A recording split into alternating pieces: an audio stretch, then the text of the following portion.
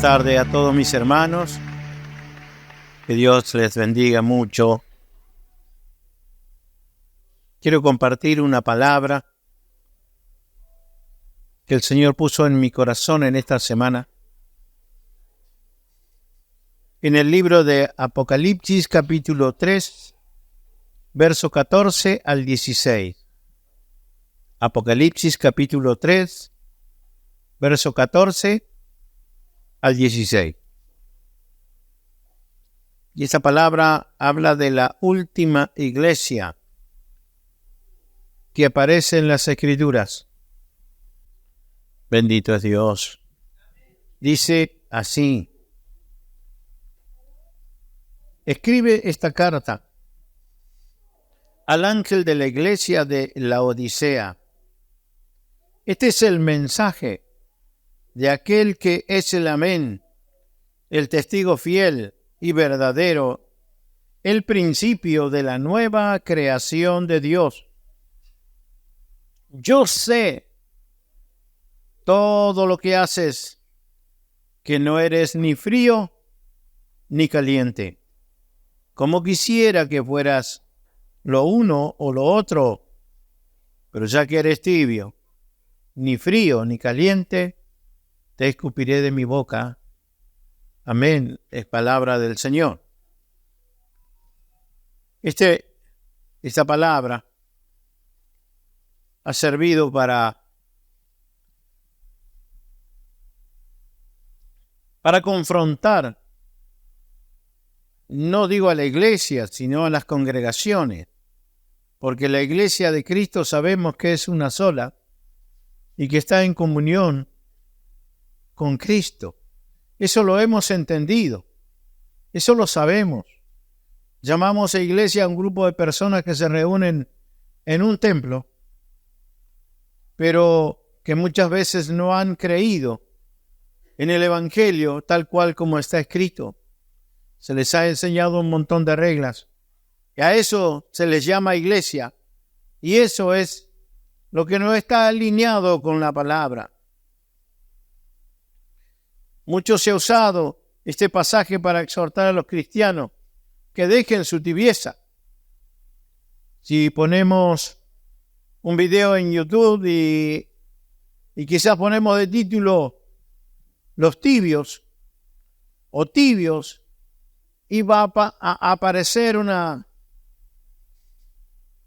andanada de mensajes, uno tal vez confrontando más que otro, diciendo que tiene que hacer, que tiene que orar, tiene que ayunar, tiene que agradar a Dios, tiene que volverse a Dios, arrepiéntese, deje su pecado, todas estas cosas. Y por años, desde este lugar, y yo mismo lo he predicado.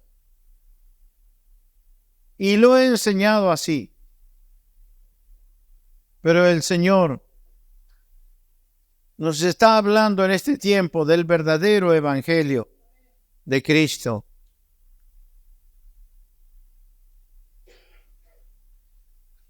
Este mensaje ha servido para decir de que cuando venga el arrebatamiento, el Señor va a desconocer a mucha gente, y que de hecho así va a ser. Pero se ha aludido que ser caliente o ardiente, vamos a hablar de esta manera, ardiente en el espíritu, es estar muy activo en las cosas de la congregación, estar muy metido, yendo, viniendo, hablando, orando, haciendo cadenas de esto, de ayuno, vigilia, un montón de cosas. Es por hacer y hacer, y eso será lo que va a hacer la diferencia. Porque dice la Biblia que están en el cuerpo. Porque nadie puede vomitar algo que no está fuera de su cuerpo, ¿verdad? Usted come algo y eso ingresó en su organismo. Si eso lo hizo descomponer el estómago, su aparato digestivo, llega un momento en que usted lo va a expulsar. Y por expulsarlo, primero tiene que estar dentro de esto. Bueno, esa gente está dentro del cuerpo, y sí, es una razón y es verdad. Están dentro de los templos y se hacen llamar iglesia. Pero llegará el día, dice el Señor, cuando ocurra el rapto, se darán cuenta de una triste realidad, que no estaban en lo correcto. No estaban viviendo como el Señor ordenó. Pero todo lo hemos llevado, los evangélicos, a ser el ardiente, a ser alguien muy comprometido en la actividad. Pero, ¿sabe lo que me decía el Señor? Que la palabra del Señor declara, sin lugar a dudas, que el problema está en lo que creemos. Porque somos lo que creemos. Está en lo que creemos, porque la Biblia dice, Jesucristo dijo, el que creyere, éste será salvo. No dijo el que hiciere, el que creyere, porque usted tiene que creer para motivarse, por medio de lo que cree, actuar en fe. Y eso sí es una acción. Pero primero tiene que creer correctamente, si no va a estar mal. Alguien que habla en lengua, o que se para, o que es muy efusivo para cantar y golpea las manos y levanta las manos y salta, ¿sabe que hay gente sanguínea y gente que no lo es tanto? Yo, por ejemplo, usted me ve ahí, y sí, yo me meto en la adoración, pero a mi manera. En cambio veo otra gente que salta y lo expresa y es más expresivo. Y yo no tengo eso. Muchas veces yo decía de un familiar mío que ahora es pastor, Mario Soto, yo sé que muchos lo conocen. Como me gustaría ser como él, recorre la plataforma, va, viene, transpira, dice chiste, habla fuerte, se ríe, y todos parece que están todos despiertos escuchando. Y yo decía, eso parece que los hago dormir, che. Pero el Señor a mí me ha dado otra cosa. A mí el Señor me ha dado de investigar, de hacer un trabajo periodístico en la palabra del Señor. Por eso hoy vengo a decirle que no es por lo que usted haga. Está en lo que cree. ¿Y sabe qué dijo el profeta Oseas en el Oseas 4:6 en la primera parte? Dice, mi pueblo está siendo destruido porque no me conoce. Y no me conoce por la palabra. Ahí lo tiene completito si usted puede leerlo, pero yo, en la primera parte, mi pueblo está siendo destruido porque no me conoce. Pero podemos decir, no es por hacer, es por creer. Amén, es por creer. Y nos quedamos acá. ¿Ve? Esa es la diferencia que yo considero, o me considero un punto a favor mío. Que yo parece que no lo quiero dejar así con decirle, es creer, y listo, y nos vamos todos para la casa. Yo quiero decirle, ¿qué hay que creer? Porque yo he estado sentado ahí y escucho prédica, cuando dice hay que creer, y yo mismo digo, ¿en qué tengo que creer? ¿O qué? Me decís lo que tengo que hacer o lo que debería hacer, pero decime cómo. ¿O en qué? Especificame un poquito más. ¿Qué es lo que yo tengo que creer? Porque ahí está, si la diferencia está en creer, tengo que saber qué. Mire, hay muchas cosas que nos van a perfilar en la fe del verdadero camino, que es el Evangelio, el plan de Dios. Y esto es uno de los tantos ejemplos que tenemos que creer. Hoy vamos a ver dos, pero dos que han marcado la vida de los cristianos a través de mucho tiempo. Yo lo hice porque yo puedo dar fe de esto porque he sido uno de los que ha hablado de estas cosas. ¿Cuántos han escuchado de sanidad interior? ¿Sí?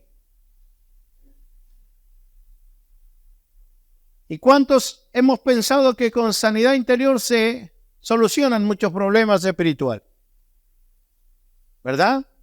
Donde la persona entra en una etapa de renunciamiento, de confesión, de sacar todo lo que hizo en el pasado, de ir hasta donde se originó el problema. ¿Esto no lo hace el psicólogo? ¿Sí o no? Claro. Va hasta el origen, encuentra el problema, lo identifica y te da una pastilla, un ansiolítico. Te da un par de... Y si no sabes qué te dice, ¿sabes qué? Tu relación está enferma, se murió. Porque esto es lo que ha pasado. Pero Cristo es la respuesta. Entonces acá no venimos a escuchar que mi relación, mi problema, mi situación, mi vida, mi salud se murió, se terminó. Y ya está todo, se finich. No. En Cristo hay esperanza. Por eso decimos, el que creyere, este será salvo. Salvo de cualquier situación. De él mismo. De lo mismo que estoy viviendo y que me atormenta, seré salvo si creo. Sí, pero creo que en lo correcto. Bueno, fíjese cómo trataba Dios a los hombres antes de la cruz. Antes de la cruz. Eso es lo que siempre tenemos que ver. Me encantaba, me gozaba con los chicos, los escuchaba hablar, y a Samuel también un poco metían la cuchara todo, y hablaban de los himnos de antes en uno de los discipulados. Y cuando hablaban de uno de los antiguos himnos que se llama Cuando allá se pase lista. ¿Sí? Es re lindo ese. A veces yo lo pongo para dormir. Bajito así, porque yo tengo muchas historias con ese himno. Para muchos era nuevo, pero para mí me mueve los sentimientos, ¿o no? Los de antes somos así. Pero alguien decía, cuando allá se pase lista, a mi nombre yo feliz responderé. ¿Qué quiere decir? Que me voy a quedar en el rapto y que voy a pasar por la tribulación y tendré que morir, y si soy lo suficientemente arrojado, sobreviviré o resucitaré en el milenio, y después de vivir todo el milenio, tendré que enfrentar el juicio final delante del gran trono blanco, y ahí hay una lista donde si soy realmente, mi nombre está anotado, ahí voy a responder. Si no, voy derecho al lago de fuego. Si ahora tengo la oportunidad de irme con Cristo sin pasar por nada de eso. Entonces, ¿por qué tengo que cantar cuando allá se pase lista? Si tengo la entrada, se pagó la entrada y la tengo en el bolsillo y estoy embarcado y soy la novia de Cristo. Entonces, ¿por qué? Pero somos lo que cantamos. Porque cantamos lo que creemos. Y mucha de nuestra teología está basada en nuestros cantos, en nuestros cánticos. Hemos basado lo que creemos. Pero hicimos un análisis rapidito, ¿verdad? ¿Podemos cantar esa alabanza, ese himno antiguo? No, nosotros cantamos que Cristo me libertó en la cruz y pagó el precio de mis pecados. Y me voy con Él.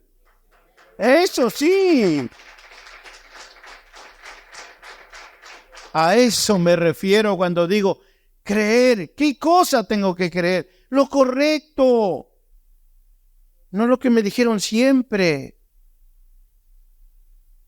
Ahora, fíjese, vuelvo a decir, fíjese cómo trataba Dios a las personas antes de la cruz. Éxodo capítulo 34, verso 7. Usted esto lo ha escuchado muchas veces. Y mayormente en reuniones privadas donde alguien tal vez ha querido solucionar un problema del alma.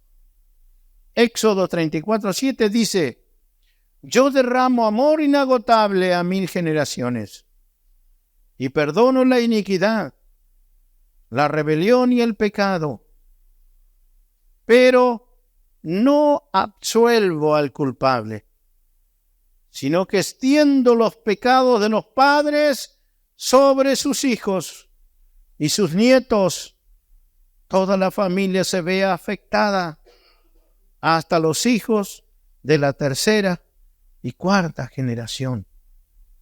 Significa que vamos a hablar en criollo, la macana que se mandó el papá o el abuelo, de pronto se reproduce en el padre, que luego se pasa al hijo y después la repite el nieto. Y eso era una realidad. Pero eso fue antes de la cruz. Y nos hemos quedado con eso. Y por eso estamos haciendo regresiones de maldiciones generacionales. ¿Ha escuchado esa palabra? Estamos indagando como el psicólogo.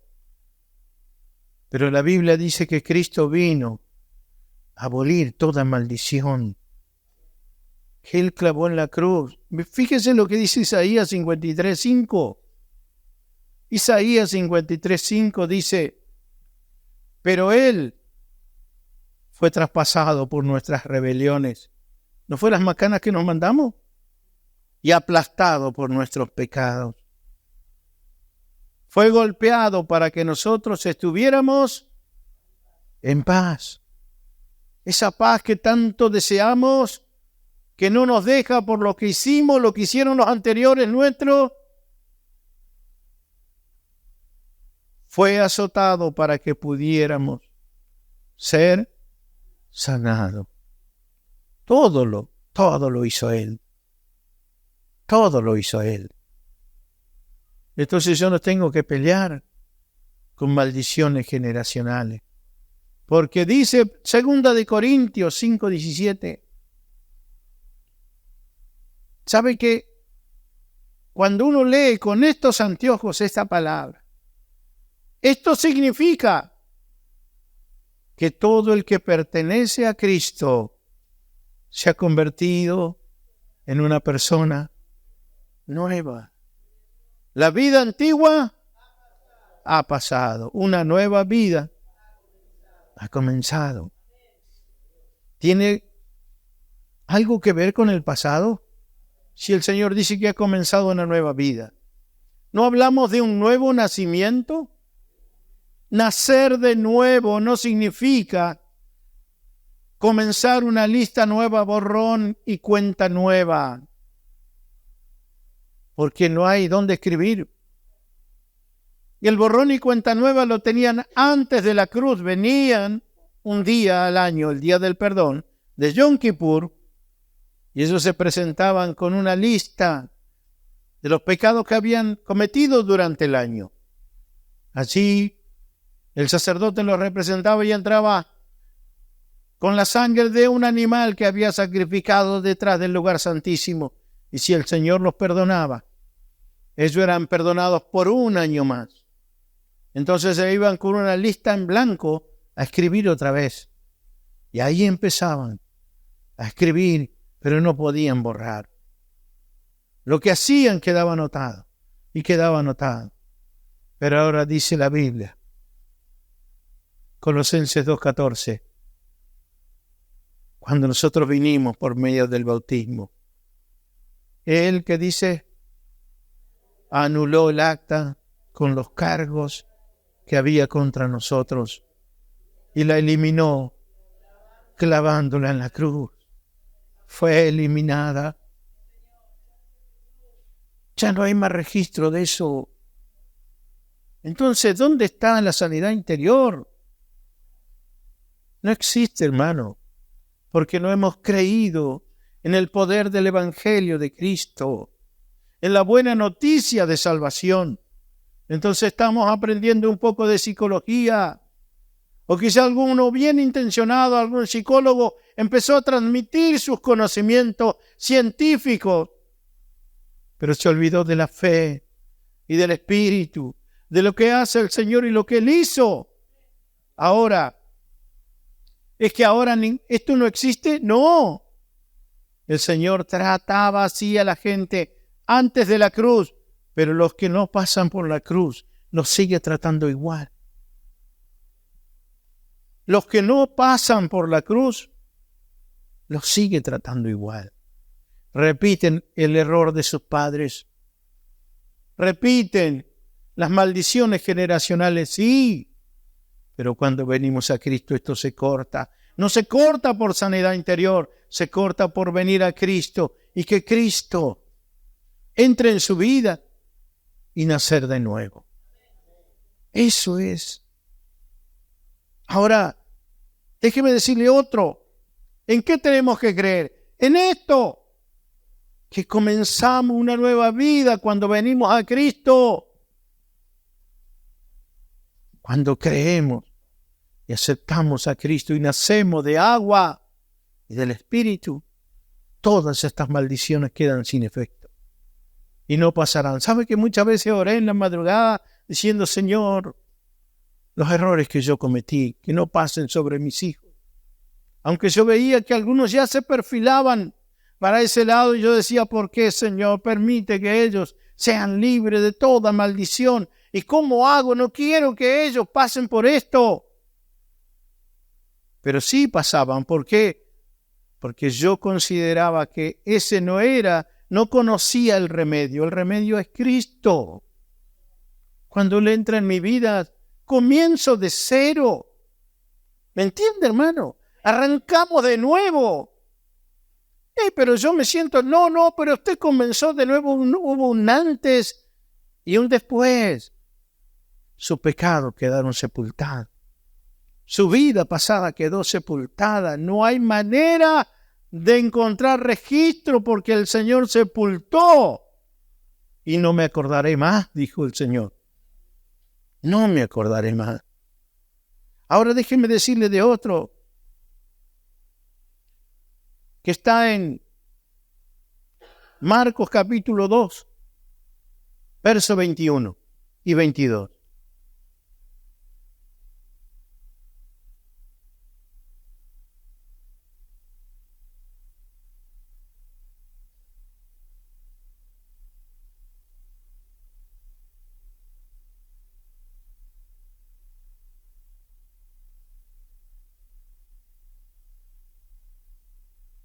Bendito es el Señor.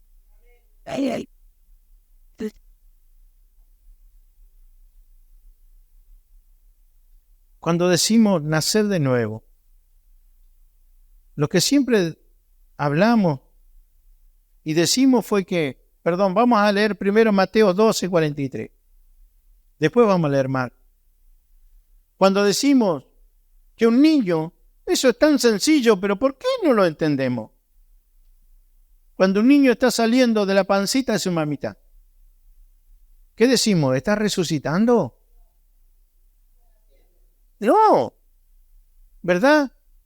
Está naciendo. ¿Cuál es la diferencia en resucitar? Porque muchas veces se ha atribuido al bautismo con la resurrección.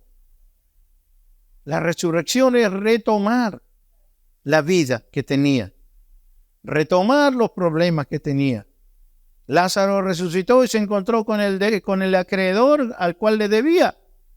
Ya el acreedor pensaba que Lázaro se le había escapado y no había quien cobrarle. Pero Jesús le resucita y al cuarto día otra vez Lázaro aparece caminando por las calles.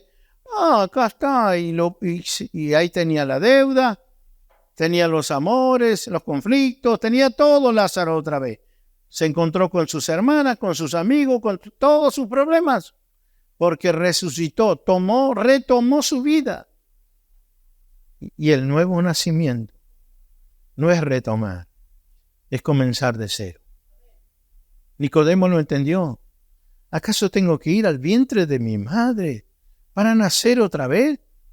Es un problema porque yo soy anciano y mi viejita ya murió. Y el Señor le dijo, si no naces, no puedes entrar. Si no naces, ni siquiera te puedes dar cuenta de lo que es esto. Nacer de agua y del Espíritu, le dijo el Señor. Y de esa manera, dice, los que son nacidos del Espíritu pueden ir, venir, son como el viento. Hoy están acá, mañana el Señor los tiene en otro lado, no están sujetos a nada. Por eso que cuando vamos y nacemos de nuevo, digo, Señor, yo cambio mis planes por tus planes. ¿Nos decimos así? Señor, mi vida por tu vida. Señor, cambio mi maldición, mi condena por tu libertad. Eso es lo que decimos. Es por eso que los que son nacidos del Espíritu, el Señor los lleva y hace con ellos como quiere, porque siempre están dispuestos, porque esos son los verdaderos nacidos de nuevo. Y tenemos que vivir de esa manera, porque fue el compromiso y nos prometimos con Cristo para casarnos un día, porque es como siempre decimos del discipulado, ¿a qué vamos al cielo? A una boda. Pero no podemos ir a la boda a casarnos si primero no nos prometemos aquí con Él. ¿Y dónde lo hacemos? Dijo Pablo, porque los he prometido a ustedes como una novia pura, a un solo novio, por eso los celo con celo santo, porque los he prometido a un solo esposo, Cristo Jesús. Por eso es que nos prometimos cuando nos bautizamos con Cristo, el único, y vivimos para Él. Y vivimos para agradarle a Él. Y el Señor nos lleva y hace con nosotros. Yo miro lo que era el año pasado. Hasta septiembre yo tenía un trabajo en una empresa, de lo cual yo tenía un horario fijo. Tenía que levantarme a las 4, ponía el reloj, sonaba 4:15, bajaba un pie abajo y era automático, 35 años. Y me levantaba y me pasaba la mano por la frente, iba, me lavaba rapidito, me ponía un zapato a otro, ya dejaba todo armado y salía, abría los portones, sacaba el auto en piloto automático. Y eso era lo que hacía. Pero de que Cristo me hizo nacer de nuevo, mi vida cambió, mi ritmo cambió. Hoy me encuentro en las mañanas meditando en su palabra, pensando, Señor, ¿cómo vamos a hacer? Y lo que yo les contaba el sábado pasado, cuando decía, Señor, lo que hermanos, muchos han visto y me dicen, pastor, no estamos entrando. Y yo le dije al Señor, porque todo lo que se me transmite, yo se lo transmito a Él. Porque Él es el jefe, Él es el que corre con los gastos. Y Él me dijo, ¿por qué te preocupas tanto si no van a entrar ni en un campo? Así me dijo. Porque este es el Evangelio de Cristo. Decíamos Mateo 12:42. ¿Saben lo que está diciendo Jesucristo aquí? Estaban hablando del mundo espiritual, de los demonios, los fariseos y los maestros de la ley. Y ellos a Salomón, el rey Salomón, lo tenían como por excelencia el exorcista dentro de Israel. Porque Salomón conocía el mundo, el inframundo, conocía el mundo espiritual mejor que cualquier persona sobre el planeta Tierra.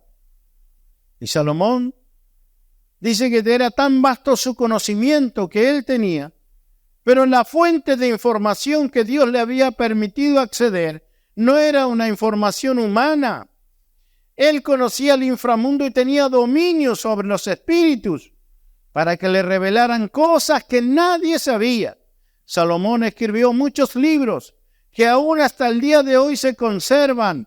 Libros sobre botánica, sobre tanto conocimiento que tenía este hombre de todas las plantas que se produjo el planeta Tierra. Él sabía para qué su semilla y para qué servía y cuál era el propósito de esa planta en la tierra y en la naturaleza. Él conocía, dice, hay estudiosos que llegaron a decir que él conocía el poder de la teletransportación, que hasta el día de hoy se está investigando, la ciencia está detrás de esto, cómo teletransportarse, como en las películas, que alguien estaba aquí y de pronto se metía en alguna cápsula, algo, y aparecía allá o aparecía en otro lugar. Bueno, de Salomón se dice que mientras supervisaba la construcción del templo, que duró muchas decenas de años, dice que él estaba aquí y de pronto estaba parado sobre un muro y sobre uno de los capiteles y desaparecía y estaba acá y de Salomón no se podía esconder nadie. Ellos hablaban de esas cosas y se ufanaban del rey que había sido uno de los monarcas de Israel, de cómo Dios le había entregado una adicción por la sabiduría y el conocimiento, por querer saber.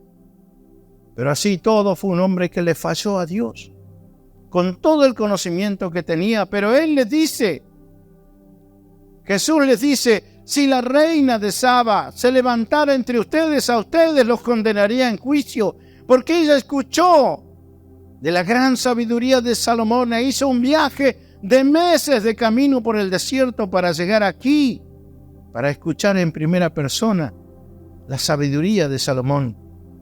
Y yo les digo que uno mayor que Salomón está entre ustedes, hablando de él.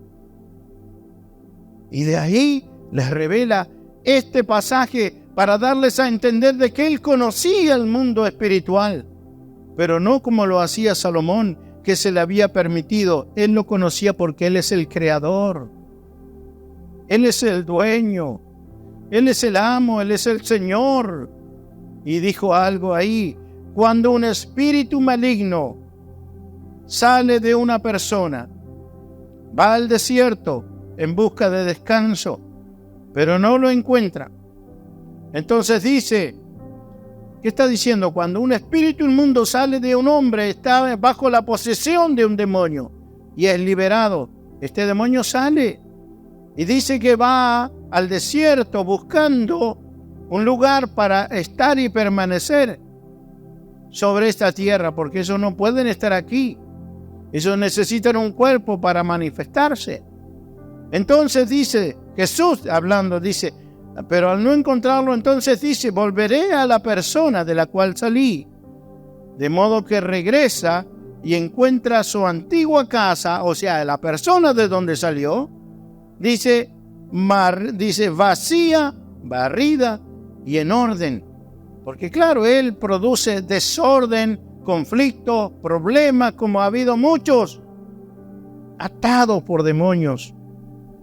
Cuando el espíritu inmundo sale, anda buscando lugares donde aposar, pero de pronto dice, no encuentran, volveré de donde salí. Cuando viene lo encuentra vacía, dice, barrida y en orden.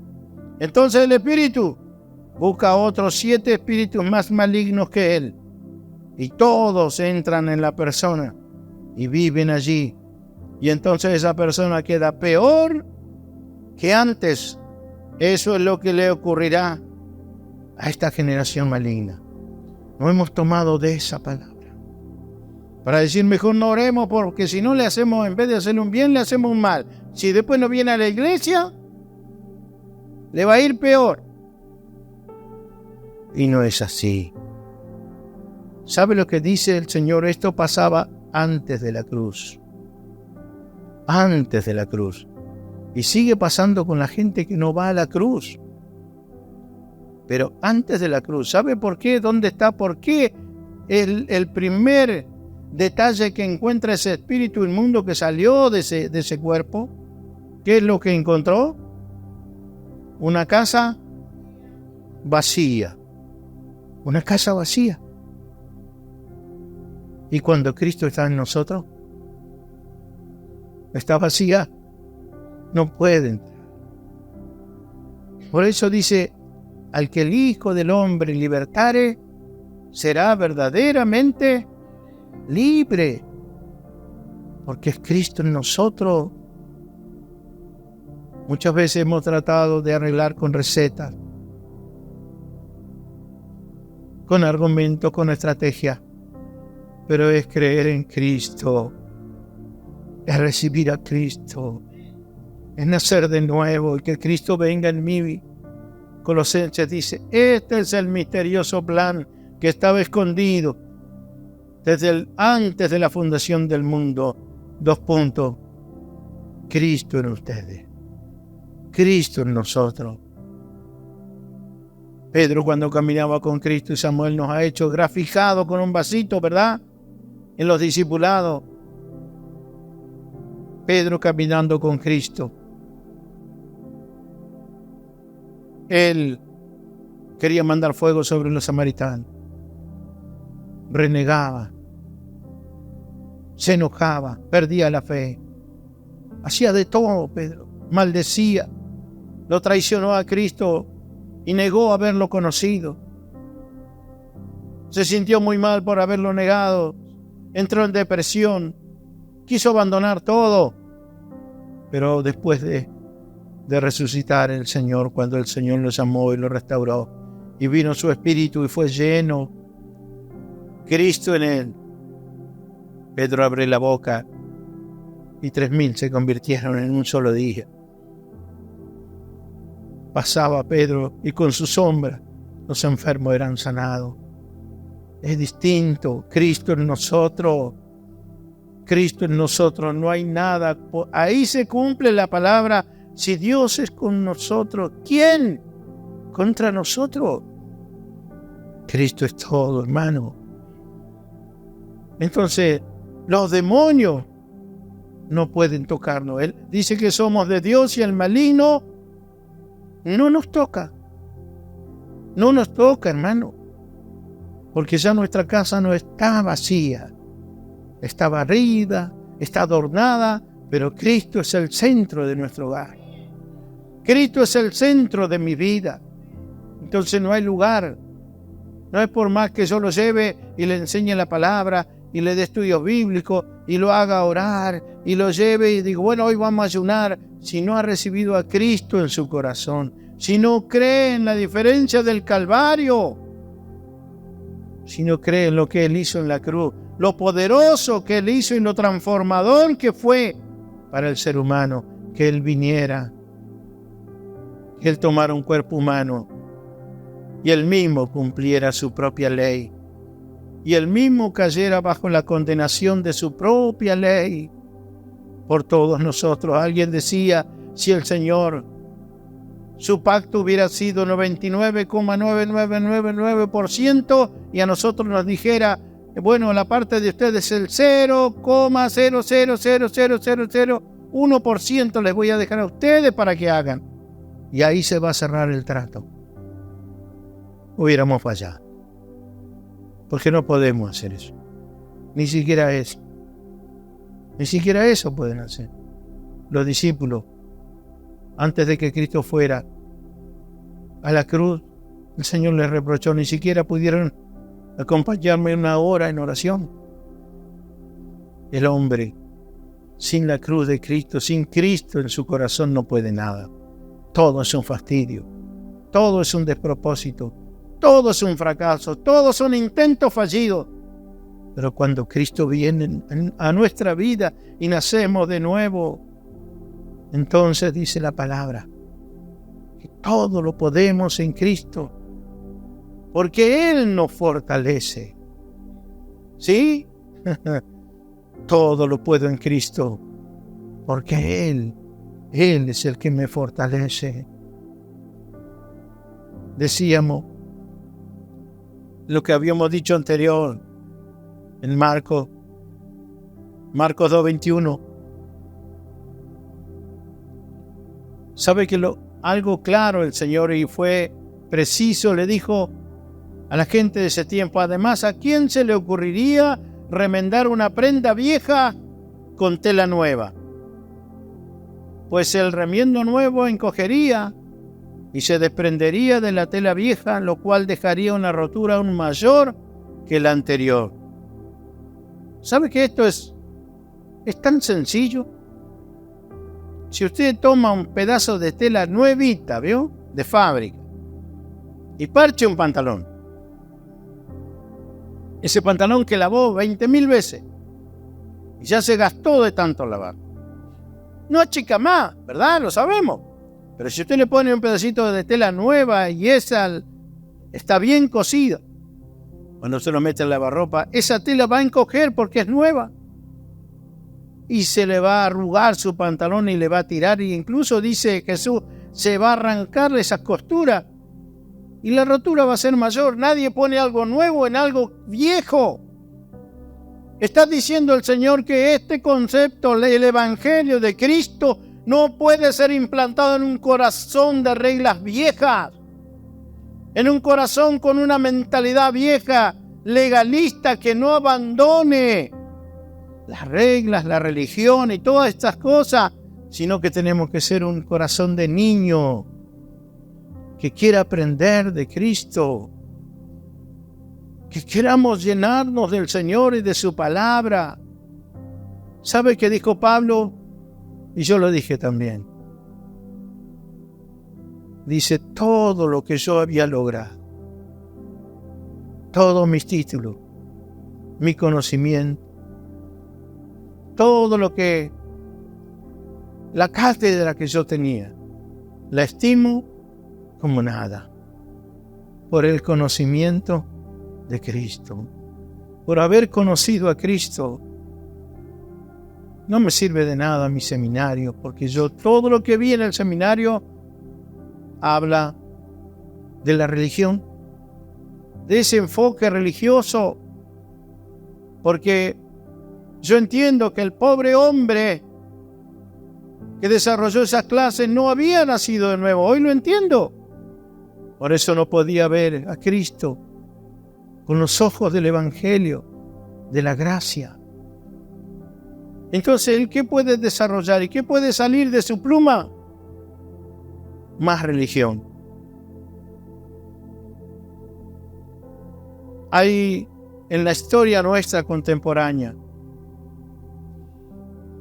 he leído, investigado. ¿Cuántos han escuchado hablar de la calle Azusa?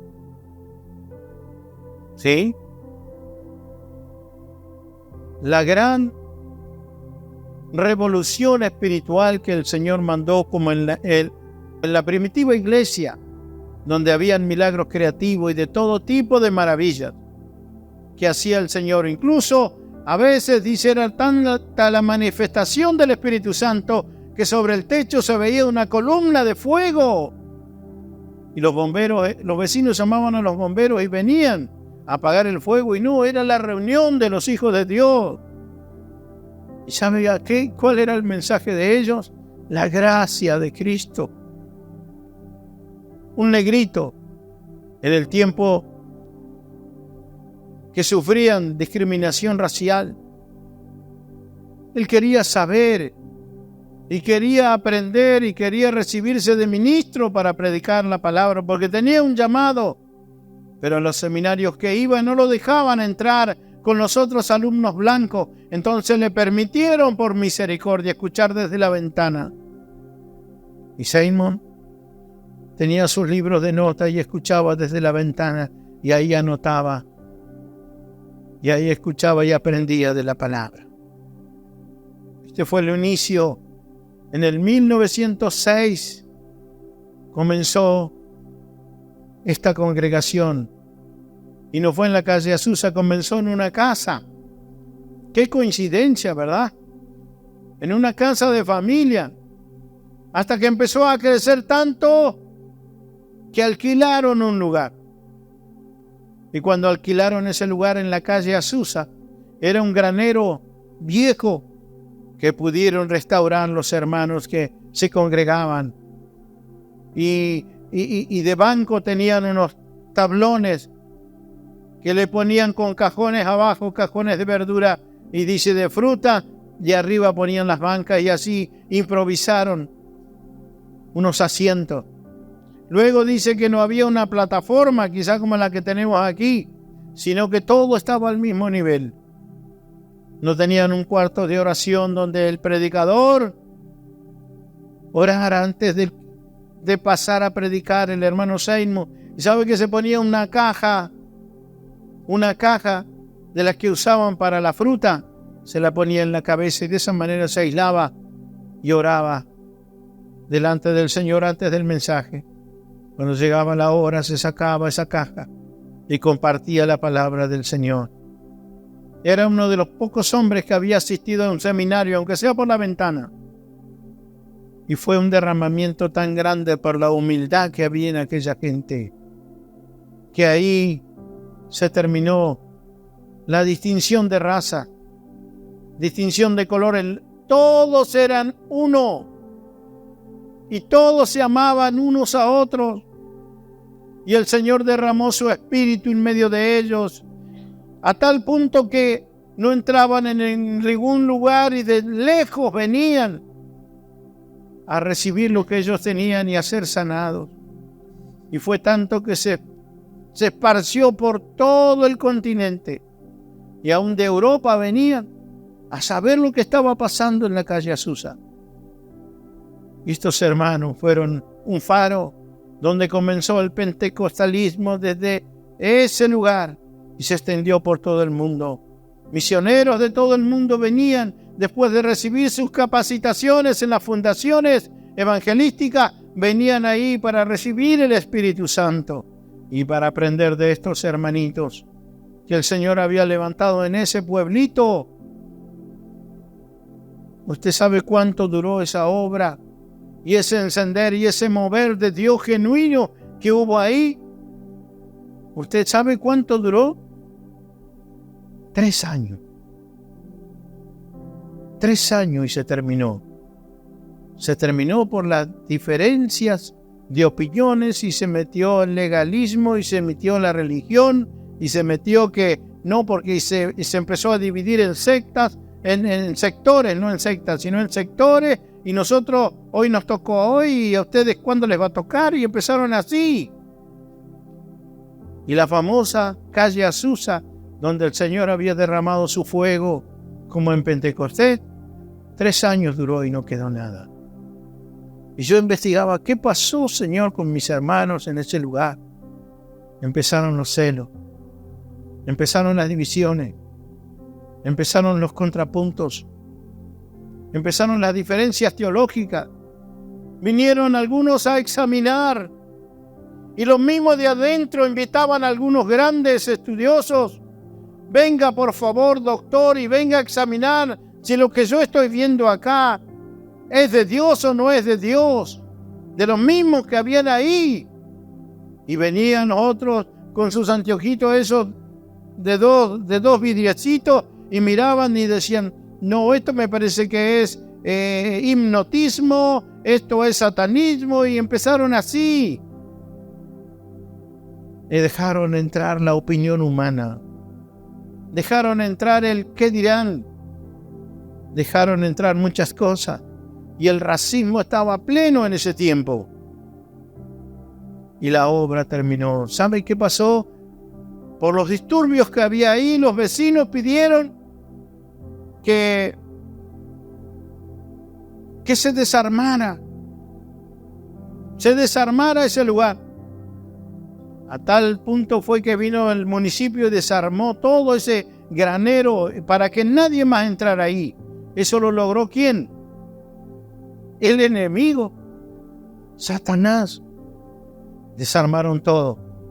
Lo único que quedó fue el cartel que decía calle Azusa en el frente de la obra tan gloriosa del Señor.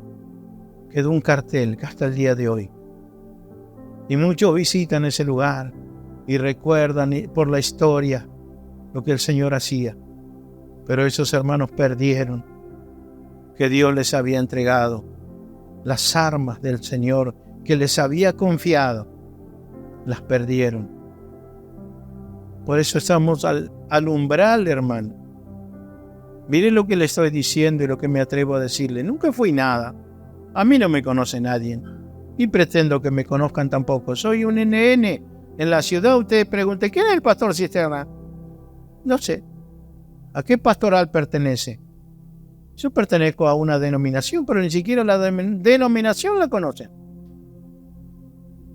Sin embargo, el Señor me dijo que este presidente que está gobernando hoy iba a asumir como presidente. Antes, lo dije aquí, ¿verdad? Y cuando ganó Massa, yo me sentía derretir y decía, Señor, ¿para qué me hace hablar esto? Yo te creí. Pero fue como dijo el Señor. Pero dice el Señor que viene una revolución y viene sangre y luego va a repuntar. O sea que esto se va a poner peor todavía. Ya me lo dijo el Señor. Pero créalo porque se lo dice un don nadie, ¿eh? Y el Señor me dijo, hermano, que si seguimos predicando este evangelio, no te preocupes, yo corro con los gastos, porque estoy interesado que este mensaje se vuelva a predicar. Esto era lo que se predicaba en la calle Azusa hace 100 años atrás. Y los hermanos de la calle Azusa dijeron, el Señor volverá otra vez a derramar su espíritu dentro de 100 años más. Y estamos en el umbral de un gran avivamiento. Yo les dije el sábado pasado lo que el Señor me dijo. ¿Qué es lo que sigue? Señales y prodigios, maravillas que van a respaldar esta palabra. Pero por eso tenemos que creer, sacarnos estos paradigmas que tenemos. No es con sanidad interior. Volvemos a reforzar el mensaje, es nacer de nuevo. Es la única esperanza de cambio de vida, que nazcas de nuevo. Porque dice la palabra que el Señor va a hacer una cirugía, una circuncisión espiritual donde te va a quitar la naturaleza pecaminosa. Eso que no puedes dejar, el Señor lo va a quitar. ¿Dónde dice eso? Colosenses capítulo 2, verso 10. Allí lo dice el Señor. Y lo sigue diciendo más adelante, de modo que ustedes también están completos mediante la unión con Cristo, quien es la cabeza de todo gobernante y toda autoridad. Y el que sigue, cuando ustedes llegaron a Cristo, ¿qué dice? Fueron circuncidados. Hubo una operación que la hizo Cristo, pero no mediante un procedimiento corporal. Cristo llevó a cabo una circuncisión espiritual, es decir, les quitó la naturaleza pecaminosa. ¿Los mejoró? Les quitó. ¿Y el que sigue? Pues ustedes fueron sepultados con Cristo cuando ¿qué? Cuando se bautizaron, y con Él también fueron resucitados para vivir una nueva vida, debido a que confiaron en este gran poder de Dios, quien levantó a Cristo de los muertos. Y el otro, ustedes estaban muertos a causa de sus pecados. Esto hablaba con una hermana. Dice, yo tengo el don de evangelista, el ministerio de evangelista. Digo, usted es un médico que le tiene que dar el diagnóstico a su paciente que tiene cáncer de muerte. Porque el pecado no es una leve lesión que se cura así nomás. El pecado lleva a la muerte al ser humano. El pecado lleva a la muerte y tiene que ser algo drástico, determinante. Está en crisis, no puede mejorarlo, tiene que nacer otra vez, morir y nacer de nuevo. Habían, dice, sus pecados porque aún no les habían quitado la naturaleza pecaminosa. Entonces Dios les dio vida con Cristo al perdonar todos nuestros pecados. ¿Cuándo pasó eso? En la cruz. ¿Y cuándo lo recibimos? En el bautismo. Terminamos, hermano, con Romanos, capítulo 3, verso 21 al 25. Con esto cerramos. Mire lo que dice la palabra. Pero ahora, tal como se prometió tiempo atrás en los escritos de Moisés y de los profetas, Dios nos ha mostrado cómo podemos ser justos ante Él sin cumplir con las exigencias de la ley. Dios nos hace justos a sus ojos cuando ponemos nuestra fe ¿en quién? En Jesucristo. Y eso es verdad para todo el que cree, sea quien fuere, quien seas, lo que hayas hecho, de dónde venga, a quién hayas pertenecido. Dice que eres salvo mediante creer en Cristo. Pues todos hemos pecado. ¿Cuántos? Todos. Nadie puede alcanzar la meta gloriosa establecida por Dios. Sin embargo, con una bondad que no merecemos, Dios nos declara justos por medio de Cristo Jesús, quien nos libertó o nos liberó del castigo de nuestros pecados. Pues Dios, ¿y cuál es el castigo de nuestros pecados? La muerte, pero muchas veces también es por causa de mi pecado. Pierdo todo, mi familia, mi salud, mi trabajo, pierdo todo. Sí, he perdido la familia, la casa, pierdo todo. Y después pierdo la vida. Y aún más, la muerte eterna. Pues Dios ofreció a Jesús como el sacrificio por el pecado. Las personas son declaradas justas a los ojos de Dios cuando creen que Jesús sacrificó su vida al derramar su sangre. Ese sacrificio muestra que Dios actuó con justicia cuando se contuvo y no castigó a los que pecaron en el pasado. Porque ellos no tenían la oportunidad que tenemos hoy, muchachos. Hoy tenemos a Cristo. Hoy la cosa está resuelta. Pero David mismo decía, bien bendito, felices aquellos a los cuales les son perdonados los pecados sin que hagan nada. Eso somos nosotros. Por eso todos los que estamos acá, esto es lo que tenemos que creer. Es sanidad interior. Es nacer de nuevo. Pasar por el bautismo, nacer de nuevo, y ahí queda todas nuestras maldiciones, las generacionales, nuestro pasado, lo que hicimos nosotros y todo lo que arrastrábamos de nuestros antepasados. Sí existe, pero quedó ahí. Nada más continúa para adelante.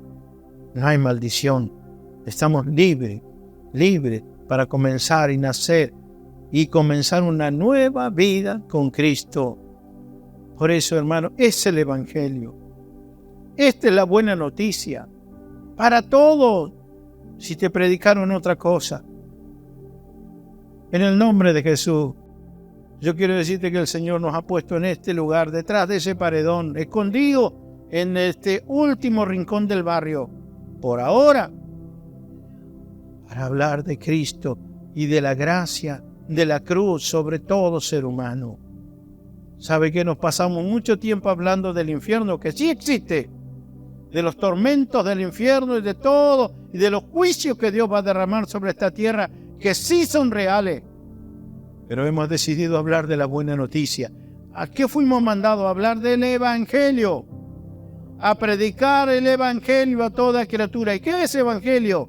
Buena noticia. Entonces ocupamos nuestro tiempo en decirte lo que el Señor hizo, que el Señor hizo por nosotros, Cristo en nosotros, para tener todos los beneficios de lo que Él conquistó en la cruz.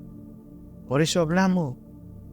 A veces nos dicen por internet, pero no hablan del Evangelio, no hablan de los juicios de Dios, no hablan de esto. Claro que hablamos, pero hablamos de lo que Cristo hizo y de lo que Él hace por nosotros todo el tiempo. ¿Estás luchando con algo? Todo quedó sepultado. Ahora tienes que ir a la cruz, renovar tus pensamientos, porque ya estás caminando en libertad. Y todo aquel que no ha nacido de nuevo, esta es la oportunidad. Todos los domingos estamos yendo. Si hay alguno que quiera nacer de nuevo, mire, toda esta familia vamos. Y participamos de eso. Pero tienes que estar dispuesto y calcular el precio. Es tu vida por la de Él. Tus planes por los de Él, tus sueños por los de Él. Es abrazar la cruz y negarse a uno mismo. ¿Estás dispuesto a hacerlo por Cristo y seguirlo? Y si hay alguno que quiere hacerlo, estamos dispuestos. Mañana tenemos cosas que hacer, pero podemos dejar tiempo porque nuestros sueños, nuestros propósitos están después. primero está Él. Así que Dios les bendiga.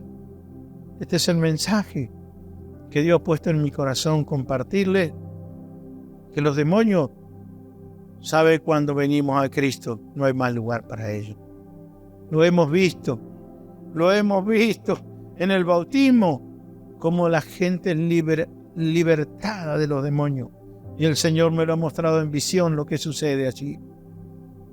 Lo que sucede, los espíritus no pueden estar más en ese cuerpo, tienen que liberarlo y salir. Y ese hombre o esa mujer queda libre. Y al que el Hijo del Hombre libertare, ese es verdaderamente libre. Ya no hay más. Bendito sea Dios. Bendito es el Señor. Gloria a Cristo Jesús. Inclinamos nuestro rostro, amados hermanos. Oramos unos por otros. Oramos por alguien que haya escuchado esta palabra, para que el Señor haya hablado a su corazón. Amado Padre, gracias te damos porque otra vez, otro sábado más, nos has permitido hablar de la gracia, de lo que hiciste en la cruz, de lo que sigues haciendo en este tiempo, de la libertad, Señor, que traes al hombre y a la mujer. No son recetas mágicas, Señor, no son tratamientos, no son proyectos, Señor. Es la libertad genuina que viene de la cruz de Cristo. Para todo aquel que viene a Él, no le echará fuera. Cristo ha prometido entrar en el corazón y dice su palabra: al que cree y me reciba, mi Padre y yo vendremos y viviremos con Él. Y viviremos en Él. Señor, así es. Y Él literalmente, así tu Espíritu en nosotros, Señor, nos guía a toda verdad y a toda justicia, Señor. Él es el que todo el tiempo nos está convenciendo de pecado, de justicia y del juicio, Señor. Por eso, Dios, llévanos, Señor, cada día. Llévanos cada día en crecimiento, Señor, ahondando, Señor, en tu palabra y en tus caminos, Señor. Bendecimos a cada uno de nuestros amigos, hermanos, que hace mucho que no nos veíamos y están aquí. Tú les has traído, Señor, en medio de nosotros. Señor, guárdalos en tu mano poderosa y no dejes que el enemigo robe la semilla que hoy ha sido implantada. En el nombre de Jesucristo. Amén, amén y amén. Dios les bendiga. Gracias, hermano.